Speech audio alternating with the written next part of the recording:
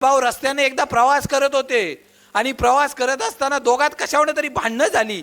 बऱ्यापैकी समजदार होते, परंतु भांडणं झाल्यानंतर मोठ्या भावाने धाकट्या भावाच्या कानाखाली मारली आणि कानाखाली मारल्यानंतर धाकट्या भावानं समुद्राच्या काठी वाळूवर लिहिलं की आज मला मोठ्या भावानं कानाखाली मारली.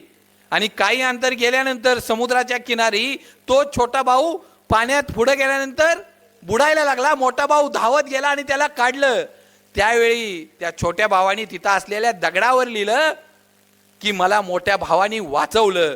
त्यावेळी तो मोठा भाऊ विचारतो, मी ज्यावेळी तुला कानाखाली मारली त्यावेळी तू वाळूवर लिहिलं की भावानं मला कानाखाली मारली, आणि ज्यावेळी मी तुला वाचवलं त्यावेळी तू दगडावर लिहिलं की मला माझ्या मोठ्या भावानं वाचवलं. असं कशासाठी?